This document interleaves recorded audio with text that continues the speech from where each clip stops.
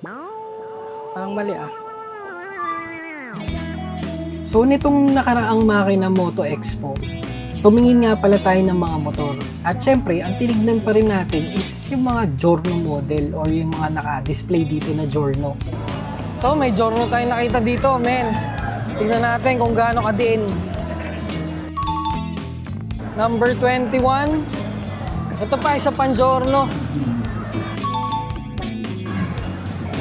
Ganda ng Giorno nyo.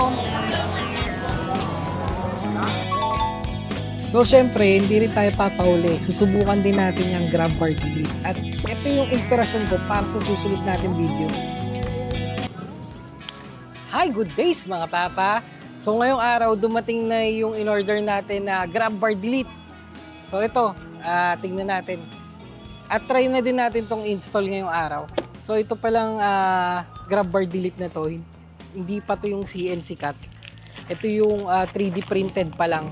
The reason why I choose this one is 50-50 pa ako pagdating sa pag-delete ng grab bar.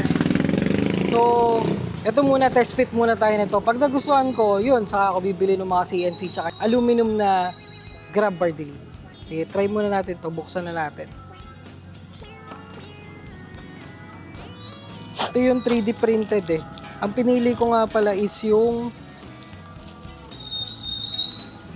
plain lang, plain. Tingnan natin yung quality.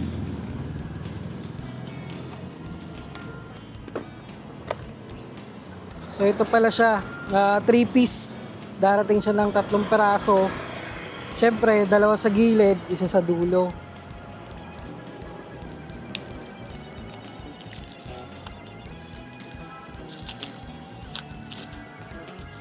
Yan, ito siya. Ito yung sa likod. Yan.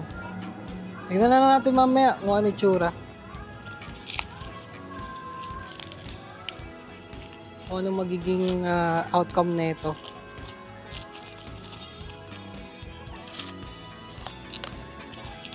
Plastic na plastic yung ano niya, quality.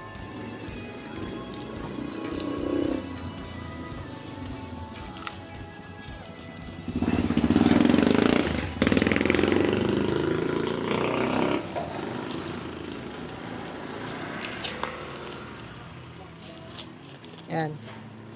So, yan siya, 3. Sa likod, tapos 2 sa gilid. Hindi ko sure kung ganito siya o ganito siya o ganyan. Basta tignan lang natin mamaya yung fitting. So, ang gagawin muna natin is, tabi muna natin to. And once na matanggal na natin tong grab bar, saan natin to ilalagay. Okay, let's go! So guys, pagtanggal nga pala nito, madali lang naman. Unahin mo muna itong mga pin. Kasi hindi mo ito matataas pagka hindi mo ito tinanggal.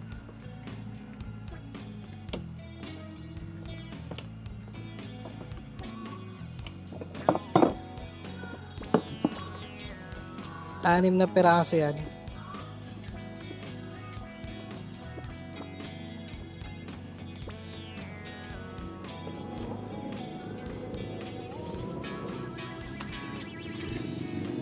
Tapos next is yung nandito na ano, tornilyo.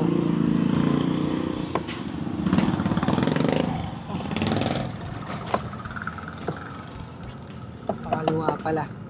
Ayan.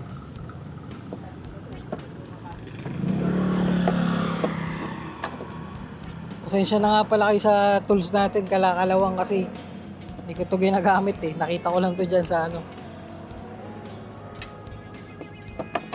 Ayan.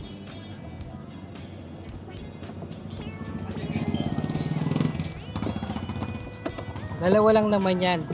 Pagkatapos nyan, yung grab bar na tatanggalin nyo.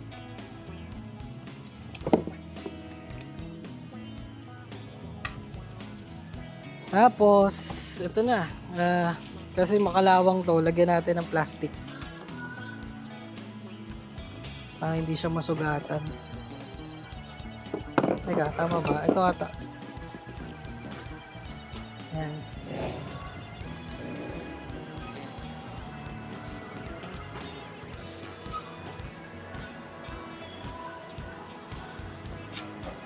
Tabi muna natin to.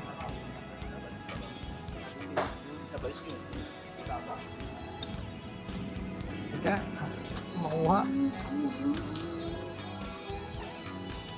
Yan, tabi muna natin. Tapos dito naman sa kabila.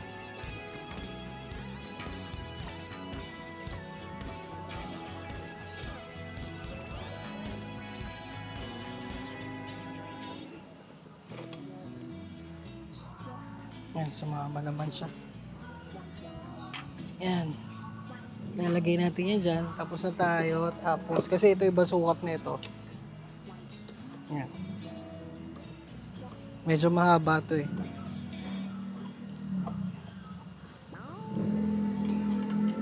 Okay. So guys, recap lang, no. Natanggal na pala natin to. Yung 3 pin dito. Tapos yung nandito na 2 tornilyo. And then yung mga sa grab bar na na tornilyo 3. So next natin is tatanggalin na natin yung grab bar. Pagtanggal lang naman yan, tataas mo lang naman to. Yan. Yan, tanggal na siya. Tatabi muna natin to para hindi magasgasan. So yan, ito na siya. At natanggal na natin yung grab bar. Ang lalagay natin muna next is yung subukan natin yung fitting. So guys, ang paglagay pala nito is ito yung dapat na nasa labas. Lalagay mo lang siyang ganyan, tapos ipapasok mo na ganyan. Tapos next naman is yung nandito. Tapos make sure lang na yung kulang nakapasok. Kasi minsan nawawala ito sa posisyon eh. Dito mo lang yan sa likod gagalawin. Sa ilalim pala, sorry. Medyo mahirap lang ito pag nawala sa posisyon. Yan. Yan. So napasok na siya, nandito na siya. Yan, nakaganyan na siya. Next would be this one. Yan. Ang posisyon niya ay pwesto niya dapat ganyan o mali. Ganyan ba ang posisyon niya, pwesto? Parang mali ah. Teka guys ah. Yan, dapat ganyan ang pwesto niya. So guys, yan na, na-fit na natin. Bali, ang lalagay na lang natin dyan, yung mga tornilyo. Dito muna sa magkabila. Balik natin.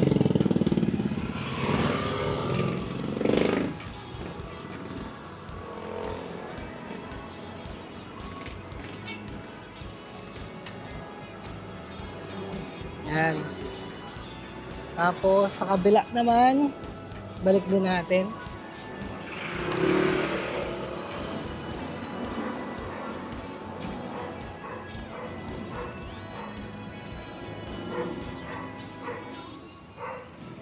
And then yung dito sa dulo. Mahaba itong tornilyo ko, hindi ko sure kung aabot, kung sakto to. Hopefully, sama.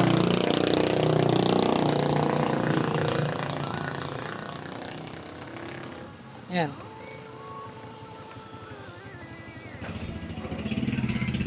Alright. Mamaya na natin higpitan. Ibalik muna natin itong mga to. So guys, ito. Balik na natin yung nandito. Yan. Dali lang naman to balik. Balik na natin yung clip. Last na is hihigpitan natin to. So ganun pa rin, lalagyan natin ng para hindi siya masugatan. Yan. Tamang higpit lang. Kabila.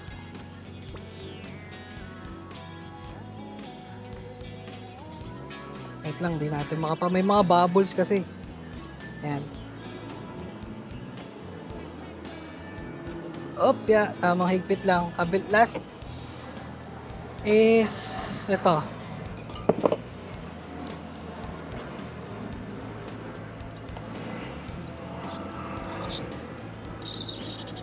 Tamang higpit lang kasi plastic to eh. Baka mabasag. So, ayan na. Tapos na. Punasan na natin konti. Kasi Medyo madumi, hindi ko pa ito napapalinisan eh. So yan yung gusto kong look sa kanya, yung malinis lang, yung sa likod. Nakita ko nga pala itong ganitong klaseng build is nung ganitong klaseng look nung nakaraang Makina Moto Expo. Ayan yung itsura niya guys.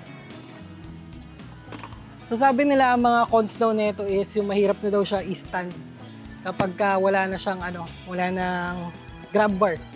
Pero sa palagay ko hindi naman kasi tignan natin subukan natin. So guys, ito subukan natin yung pagsi-center stand. Since wala na tayong hawakan dito sa likod. Try natin kung madali lang sa pagsi-center stand. Ito lang, paalang gagamitin ko, hindi ko hawakan.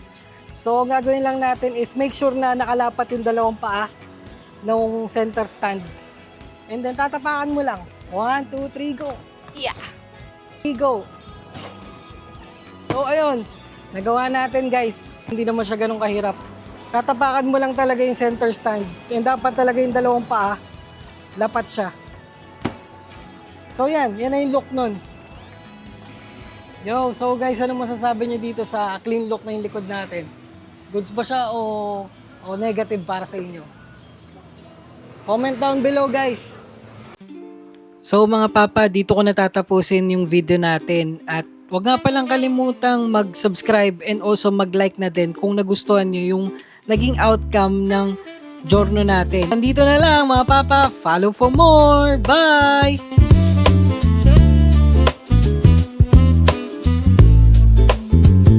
Cause I've been loving you since day one.